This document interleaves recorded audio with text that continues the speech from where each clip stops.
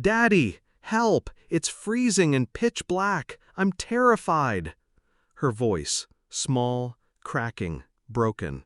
7 years old. My daughter. I didn't ask questions. I ran.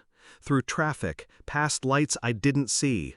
My chest was a live wire. My fists clenched the steering wheel like I could squeeze answers from it. She was in the shed, locked in, shivering, alone. It took everything in me not to kick the damn thing off its hinges.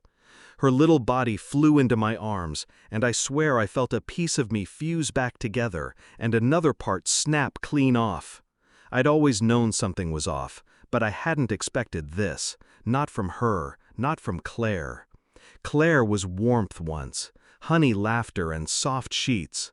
She painted our daughter's room yellow, picked out bedtime books, took pictures of the three of us smiling under trees, as if permanence could be printed and framed. But the truth is always quieter. It starts in shadows. 3 years ago, she changed, gradually, like wine turning to vinegar. The divorce came fast after that. I thought we were just broken. I didn't realize she'd been sharpening blades behind my back. The custody fight was brutal, and I lost. They said I was unstable due to a panic attack I had once during court. Claire's crocodile tears were Oscar-worthy. She got primary custody, I got weekends and court supervision. Still, I kept paying. Alimony, child support, smiles when I dropped my daughter off. I swallowed my anger whole. She wanted me out of the picture. She didn't know I was watching. The first clue came on a rainy Tuesday. Lily clung to my leg when I dropped her back at Claire's. "Please don't make me go." A simple sentence, but it split me open. I crouched down, wiped her tears, and kissed her forehead. Then I looked up. Claire stood at the door, arms crossed, dead eyes, no warmth, no questions. And then the door shut. That night, I installed cameras across the street, bought them under a false name, parked an old car 2 blocks away, and sat with a long lens. I documented drop-offs, pickups, who came, who didn't. I started building a timeline, compiling data. I wasn't going to accuse her, I was going to bury her in evidence. 2 months later, Lily's teacher called. Said she came to school with bruises on her legs and smelling like mildew. Said she'd missed homework, seemed tired, withdrawn. I didn't scream, I didn't cry. I filed for emergency custody. Denied. Not enough proof, they said. Concern isn't evidence.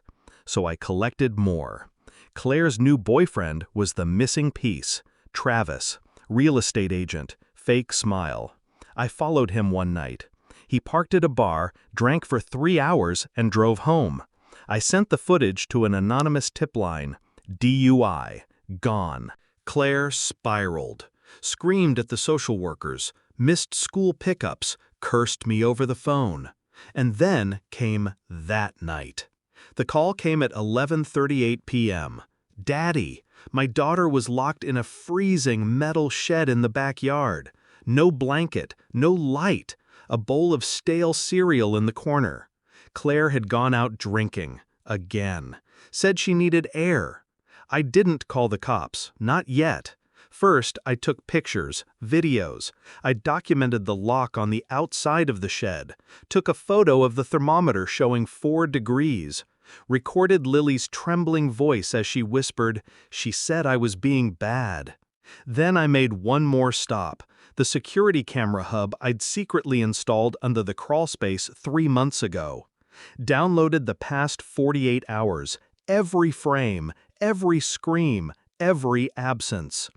I called CPS the next morning, then the cops, then my lawyer. I didn't scream when they showed up. I stood with my daughter, blanket wrapped around her, my hand on her back, as Claire was cuffed on the porch, yelling about misunderstandings.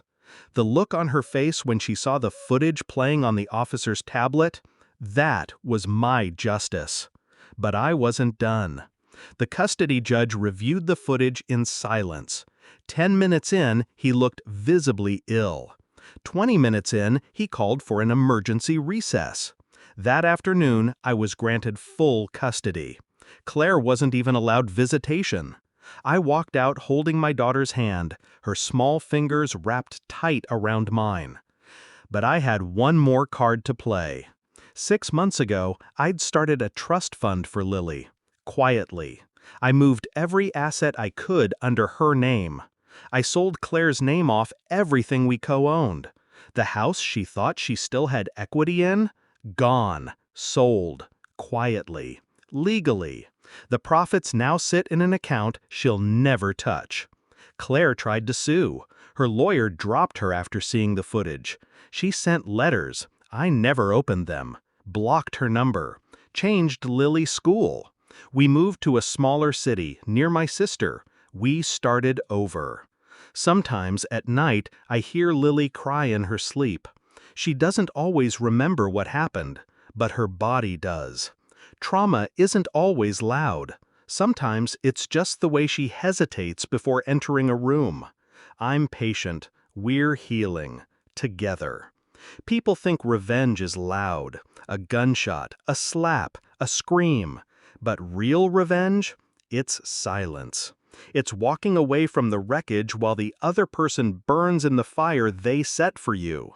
It's watching the woman who tried to break you rot in the cage she built for a child, and knowing you never raised your voice. You just raised your daughter. Right.